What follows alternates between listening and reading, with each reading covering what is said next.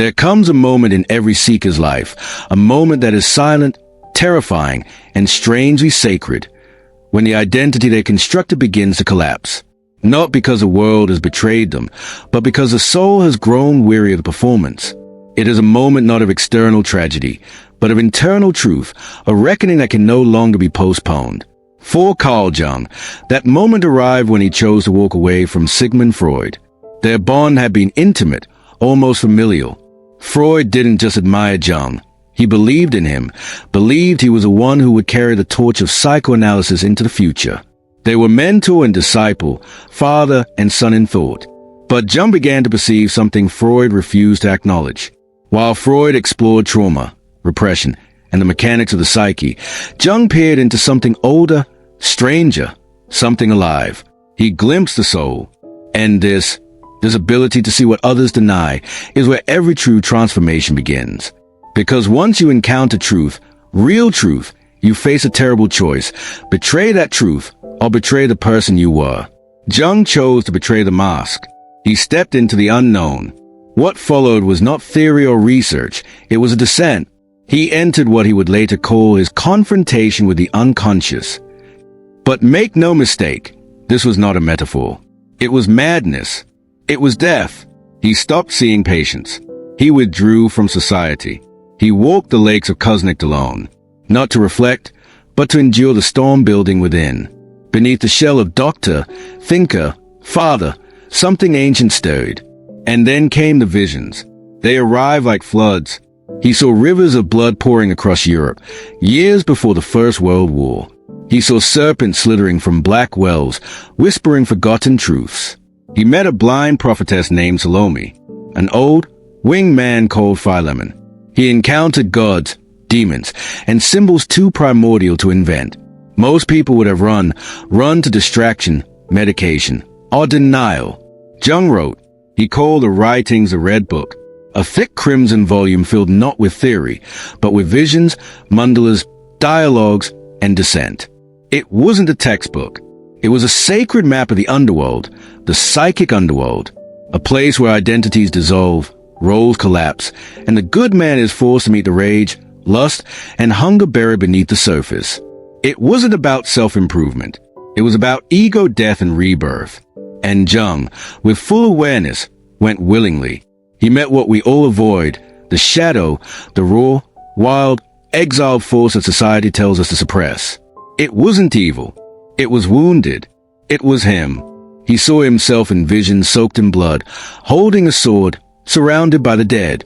And in that moment, he felt power, not sorrow, and that terrified him.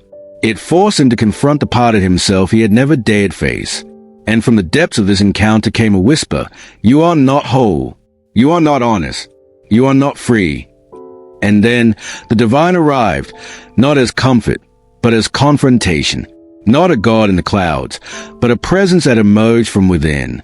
One vision showed a collapsed sun, replaced by a blinding sphere of light. And from that light, a voice said, "I'm inside you, and you are terrified of me." Because the divine is not always gentle. Sometimes the divine is truth, and truth, when it is real, burns. Jung began to see that the soul does not dwell in comfort. It lives in symbols, in silence, in forgotten dreams, in the ache we try to sedate. And it was through Salome, his anima, the soul's feminine face, that Jung came to understand something deeper. The soul does not want analysis. It wants presence. She stood before him and said, "I see you, even though I'm blind." That moment shattered him, because what she saw wasn't his intellect or image, but his essence. Then came Philemon, the wise inner guide. Unlike the other figures, Philemon did not seduce or terrify. He taught. With infinite patience and terrifying clarity, he told Jung, "Your thoughts are not yours.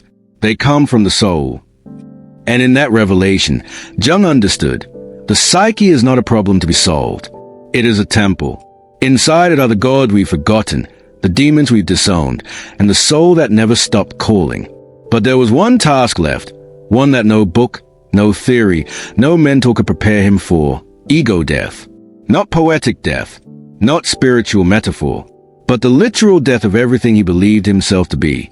The thinker, the explorer, The healer, all of it had to go, and in its place came silence, stillness, emptiness, and in that emptiness, the self began. It didn't arrive with thunder. It arrived with surrender. He was no longer chasing insight.